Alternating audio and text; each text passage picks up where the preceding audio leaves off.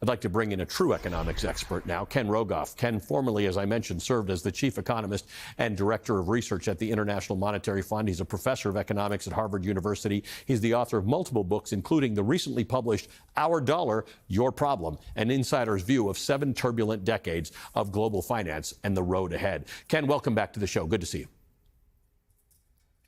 Thank you, Ali. That was a great overview. I'm still absorbing it all. That was fantastic. Well, I coming from you, I really appreciate that. Let's put this in context. The dollar's value has dropped by a few percentage points over the last few months. What are the major forces driving that? Well, it's not just the value of the dollar, but what you said of going on in interest rates and the fact that maybe a third of our market-held debt is outside the United States. That brings down our interest rates for everybody. It brings down mortgages, car loans, student loans. And I think you also underscored that the fact that so much of the world runs on the dollar, our financial system is really the network, the veins of the global financial system, gives us this incredible power to put on sanctions instead of invade a country or go to war, to spy on other countries and sort of know what's going on with terrorists, what rogue states our enemies are doing. And it's been fraying at the edges for a decade, maybe, because we've been very active with sanctions and countries like China have been moving away, but it's like nothing compared to how scared everyone is with the trade war and many things. Part of why we think the dollar is safe is because you think you're a foreign investor, you have to go to court, you'll get treated fairly. Some imperial power won't say, no, don't pay them. I don't want you to pay them. You trust our court system, you trust our Federal Reserve, you trust our institutions. So the whole program of undermining our institutions also weakens the case for the dollar. That can happen overnight, but I think it's going to happen where the dollar is going to come down a couple notches over the next decade, and it's going to cost us. Now, there are other forces in the world that would like to see that happen, but I want to sort of figure out where China stands on this. On one hand, China is a very, very large holder of U.S. dollars, of U.S. debt. So, sure, would they like to become the reserve currency, or would the BRICS group, of which China is a big part, like to create? They talk about creating an alternative currency. Maybe, but on the other hand, they all have a lot of dollars. So what's China's role in the weakness or strength of the American dollar? Well, it's very big. You should think of this in terms of market share.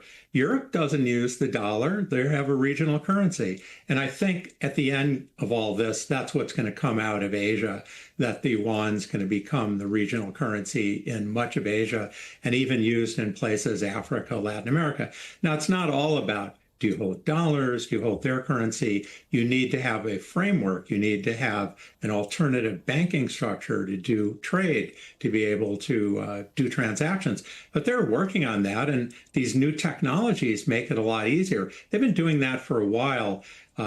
When Russia had the full-scale invasion of Ukraine and China saw what we did to Russia with the sanctions, we seized their central bank assets or froze them.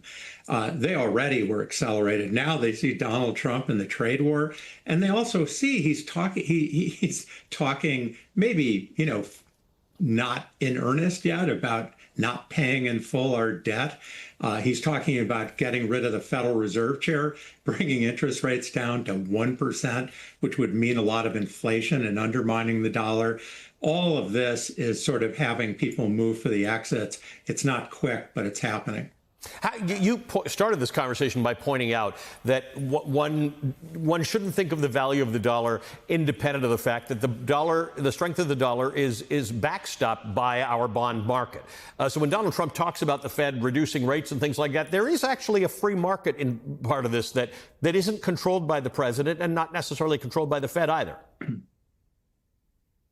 No, the Fed does not control our Federal Reserve, our central bank. It actually only controls the overnight interest rate, which is mainly of interest to banks. That influences the other interest rates. But the 10-year interest rate, that's the bellwether of global financial markets.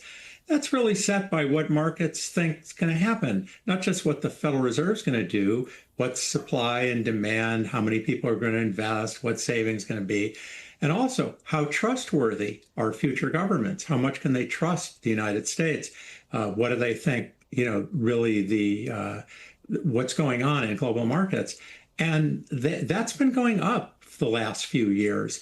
And Donald Trump's big, beautiful bill where he wants to borrow more than Biden did, which is really strange given he campaigned on how terrible that was.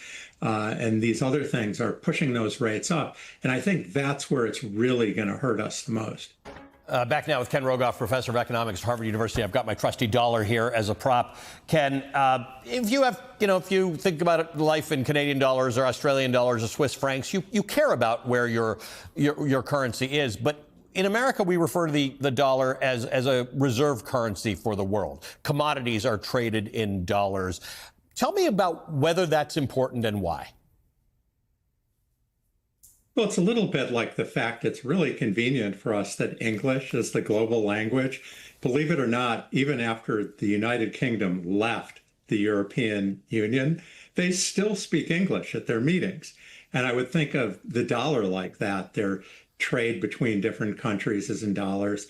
And it's great because it makes it very transparent what our prices are.